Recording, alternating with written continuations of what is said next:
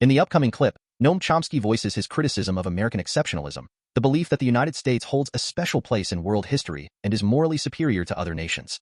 Chomsky argues that the concept of American exceptionalism is often used to justify U.S. interventionism and foreign policy choices that may not be in the best interest of the global community or even the U.S. itself. The idea that America always seems to be on the, quote, right side when it comes to promoting democracy around the world. And, I guess that's same here with situations in Egypt and Syria and so forth. And the media always seems to kind of jump in and support this idea that America is always right. We're always the ones with the white hats. We're the exceptional ones. Could you elaborate on that? Because I just thought that was so profound. Yeah. Well, it's true. There's even a name for it. It's called American exceptionalism, and it's a doctrine which is adopted pretty much across the spectrum. There is a debate going on about foreign policy. So a lively debate about, say, what's called sometimes the Obama doctrine. Every president has to have a doctrine, ever since Nixon. So what's the Obama doctrine? Well, there's a debate as to whether Obama is going to hold aloft the banner of American exceptionalism the way his predecessors have done, proudly maintaining that the U.S. is exceptional, or is he going to veer towards what's called isolationism, which is a strange notion in itself. Isolationism means we should obey international law and accepted practice, and not act like a rogue state that uses force, violence, and threat at will. That's called isolationism. But both between these extremes, the debate rages. Both extremes accept the fundamental principle of what's called American exceptionalism, namely what you described, that the United States is dedicated to freedom, equality, democracy, human rights, all good things. They agree, of course, that we sometimes make mistakes in our innocence or naivete or their blunders, but nothing can be fundamentally immoral or improper. That's American exceptionalism. That's accepted on all sides. A couple of comments to make about this. For one thing, there's nothing particularly American about it. Every great power takes the same stand. So Stalinist Russia prided itself on its advancing the cause of human civilization, promoting democracy, people's democracy, defending the world against the fascist forces led by the United States. Imperial Japan, in its right in the midst of its worst horrendous atrocities, you read its internal documents. They were discussing with each other how they're going to bring an earthly paradise to the people of China. They're going to, in Manchuria, the ones they were massacring, they're going to protect them from the Chinese bandits who are trying to disrupt the peace and harmony and development that they're bringing, and so on. Same with Hitler. Hitler was going to, when he took over Czechoslovakia, was going to end ethnic cleansing, bring the conflicted people of the country under the cover of Germany with its advanced culture and advanced technology, and would help them develop. Britain, of course, was so magnificent that only those who were really backward could impute ugly motives to it. Even the leading figures like John Stuart Mill advocated this position. France had its civilizing mission. Go back anywhere you like, you find the same thing. So it's not, American exceptionalism is not exceptional. Another aspect of it is that the doctrine is immune to fact. It doesn't matter what the facts are.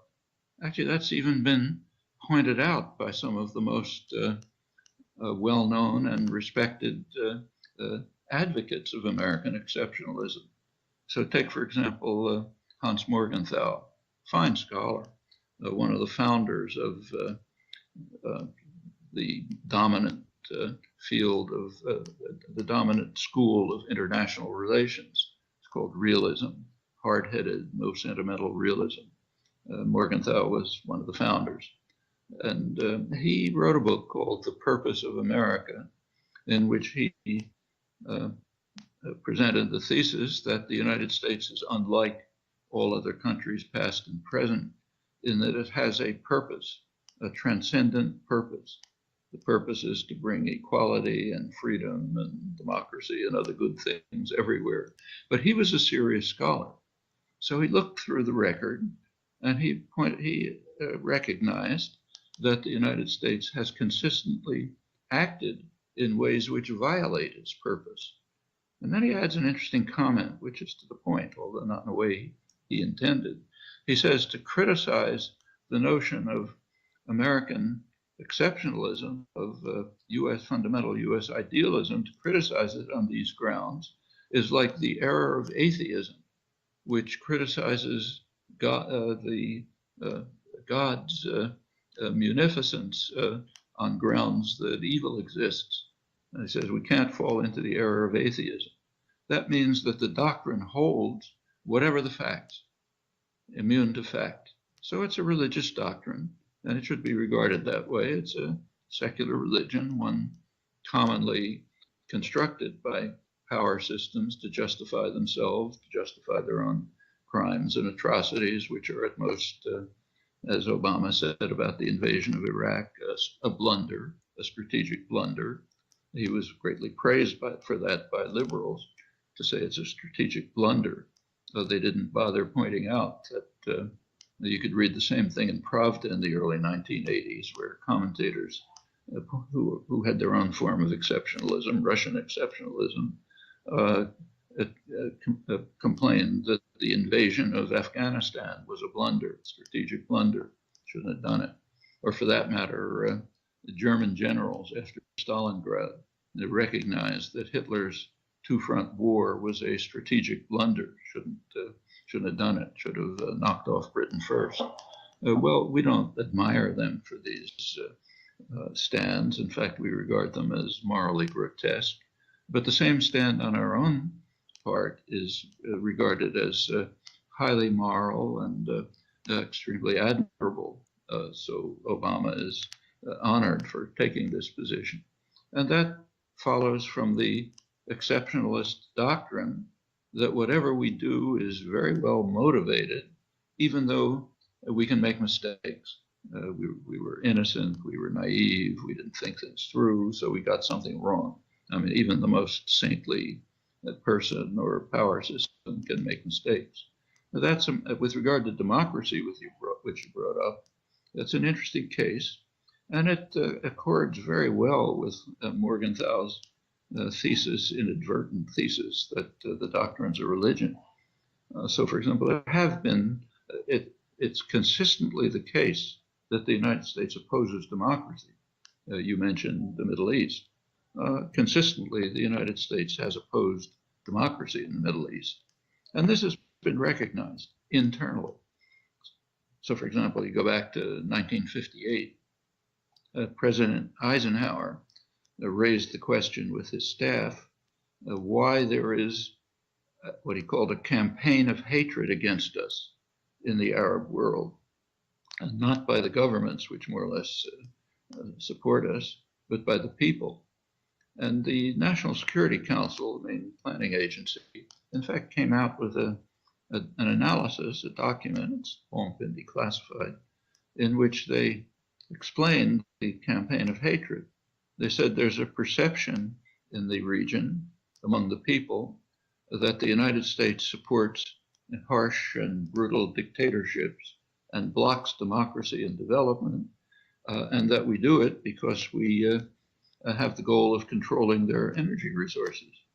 And it went on to say that this is pretty accurate, and furthermore, that's what we should be doing.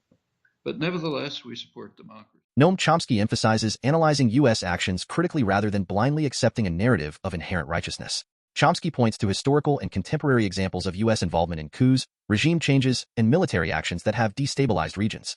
Chomsky critiques the hypocrisy of the U.S. promoting democracy and human rights abroad while often supporting authoritarian regimes that serve its strategic interests. Well, I hope you liked the video and subscribe to the channel. If you can check out my other channel, Progressive Movement, link is on the homepage and in the comment section, that would be greatly appreciated. Now, take care and bye-bye.